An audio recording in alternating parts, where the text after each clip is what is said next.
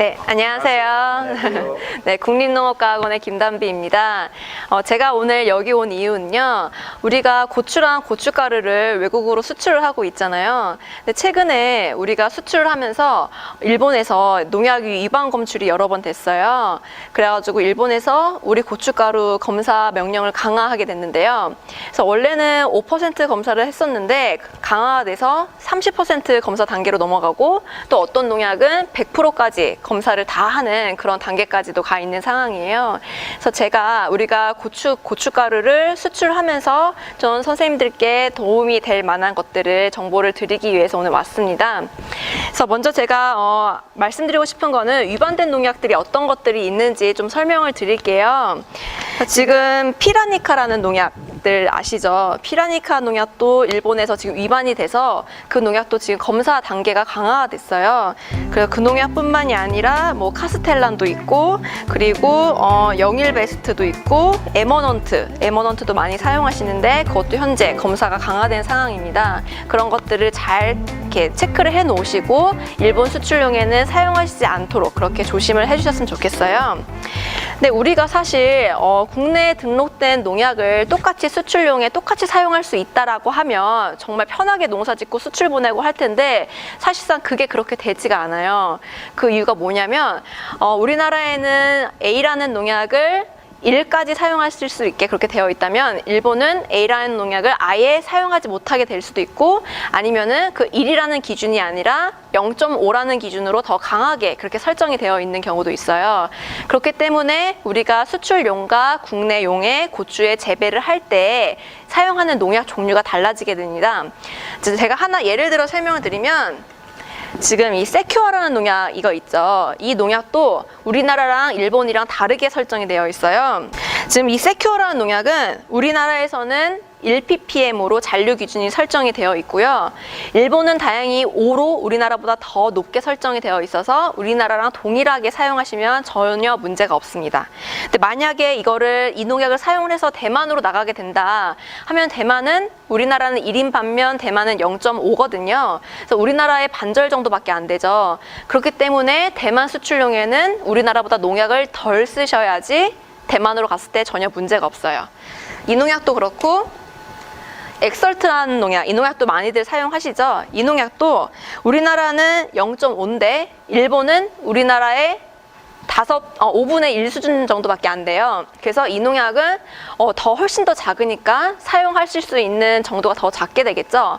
이렇게 다 나라들마다 사용하실 수 있는 농약 종류 그리고 기준이 다르기 때문에 이런 것들을 조심해서 농약을 살포를 하셔야 우리가 수출용에 안전하게 그렇게 농약을 사용하실 수 있게 됩니다. 이런 것뿐만 아니라 그렇게 사용하실 수 있는 농약 종류가 다 다르다고 말씀을 드렸잖아요. 방법도 다르고. 그렇기 때문에 만약에 내수용과 수출용을 따로 구분해서 고추 재배를 하신다면, 재배할 때 농약 살포하는 것부터 수확해서 선별하고 포장할 때까지 그 전 과정에서 구분이 다 돼야 돼요. 농약을 다르게 살포를 하셨더라면. 근데 가장 좋은 방법은 그냥 수출용에 사용하실 수 있는 농약을 그냥 동일하게 내수용과 똑같이 쓰시면은 그렇게 구분을 안 하셔도 되죠. 근데 만약에 다르게 사용하셨다면 그렇게 구분 관리가 필요하신 거고요. 그리고 이제 농약을 사용하는 방법이 국내와는 차이가 있다 보니까 저희가 그런 정보, 수출용에 사용하실 수 있는 농약 정보들만 따로 모아서 지침서를 만들어서 보급을 하고 있어요. 거기에 있는 농약들만 사용하시면 수출용 재배하시면서 문제 없이 농약을 쉽게 사용하실 수 있거든요. 그래서 그런 정보는 이제 농사로라고 하는 사이트에 수출용 지침서, 농약 안전 사용 지침서, 근데 그 앞에 뭐 일본 수출용 아니면 대만 수출용 이런 식으로 농약 안전 사용 지침서가 따로 있으니까요. 그거를 다운 받아서 거기에 있는 대로만 농약을 사용하시면 좋으실 것 같아요. 그리고 만약에 이제 우리가 수출을 보내기 전에 국가마다 이제 농약의 기준이 다르기 때문에 잔류 농약 분석을 꼭 의뢰를 해서 분석을 꼭 한번 해보셔야 돼요. 그래서 하시고 나서 그 잔류 기준, 그 수출 대상국의 잔류 기준에 적합하다라는 게 확인이 된 후에 수출을 보내시는 게 맞는 거고요. 만약에 그 기준을 넘어서 농약이 검출됐다라고 하면은 그때는 조금 지금은 돈을 좀 수출용으로는 이익을 낼 수는 없겠지만 이때만은 좀 이제 좀 참아주시고 나중에 더 관리를 잘 하셔서 그때 수출을 보내시는 게 좋을 것 같습니다. 제가 실제로 이렇게 현장을 다니면서 뭐 얘기를 들어봐요. 어떤 농약들을 사용하시고 그리고 어떤 농약을 사용했을 때 뭐 잔류량이 어느 정도 나오는지 그런 것들을 여쭤보면서 왜 위반이 됐는지 그런 것들 사례들을 좀 들어보는데요. 제가 안타까웠던 부분이 어떤 한 딸기 농가였는데 그 농가에서 검사도 잘 하고 검사 기준에 적합하다라고 판정이 돼서 수출을 보냈는데 수출 대상국 가서 그 기준을 넘어서 검출이 된 거예요. 그 이유를 살펴보면 사실상 국내 사전 검사를 했을 때 그 수출 대상국의 기준에 너무 근접하게 검출이 됐었던 거고요.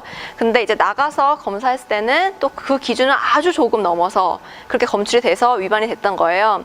그래서 제가 말씀드리고자 하는 거는 우리가 국내에서 먼저 검사를 하더라도 그 외국 기준과 너무 근접하게 검출이 되었다, 근접하게 잔류가 되었다라고 하면은 그거는 그냥 수출을 보내지 마시고 내수용으로 돌리셔서 그렇게 판매를 하시는 게 가장 안전해요.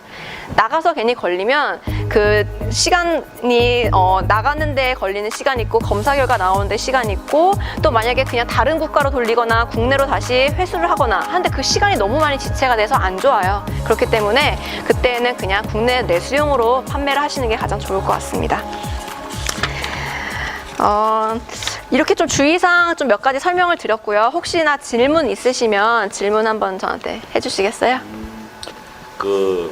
우리가 이제 고추 농사를 지으면 맨 먼저 하는 게 이게 묘 키우기 아닙니까? 묘 키우기부터도 뭐 농약 살포가 돼요. 일부는.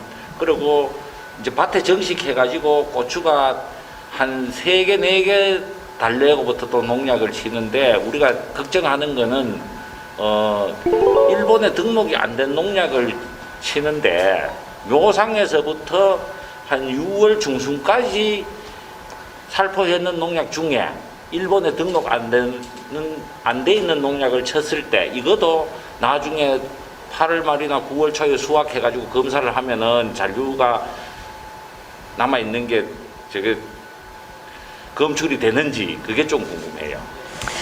일반적으로 말씀드리면 그 육묘 시기에 사용하신 농약이 수확할 때 돼서 검출될 가능성은 희박해요. 일반적으로 말씀드리면 희박한데 근데 간혹 요새 들어서 이제 보고 나오는 것들이 우리 전작물에 사용했던 농약이 토양에 남아 있어서 그 후작물에 흡수돼서 농약이 검출된다는 경우도 요새 종종 발생을 하고 있어요. 뿌리를 통해서. 네. 그런 경우도 종종 발생하고 있어서 아까 말씀하신 대로 그 묘일 때 친 농약이 수확 때 발생할 가능성은 희박하나 그런데 발생할 가능성이 아예 없지는 않으니 그래도 그때에도 수출용에 등록된 농약만 사용하시는 걸 저는 추천을 드릴게요. 2020년도에 저희 장목반에서 무름병 약인 발리다마이신 성분의 한우물 제품을 사용을 많이 해서 수출을 못한 경우가 많습니다. 발리다마이신 계통이 아닌 다른 약재로 추천해 주실 약이 있다면? 네, 우리가 사실 그 일본 수출용이다 보니까 일본 고추에 잔류 허용 기준이 있는 농약만 사용하실 수가 있어요. 근데 이제 발리다마이신은 일본 기준이 없죠. 그렇다 보니까 그거 대신에 사용하실 수 있는 농약이 가스가마이신 한 종류입니다. 그래서 가스가마이신이 들어있는 농약 상품들만 좀 사용하시는 방법밖에 현재 없는 상황이에요. 네. 고추 농사를 하다 보면 장마철에 발생하는 탄저병이 가장 큰 위험입니다. 그 장마철에 탄저병을 잘 방어할 수 있는 농약을 잘 살포할 수 있는 방법이 있다면 어떤 방법이 있을까요? 네.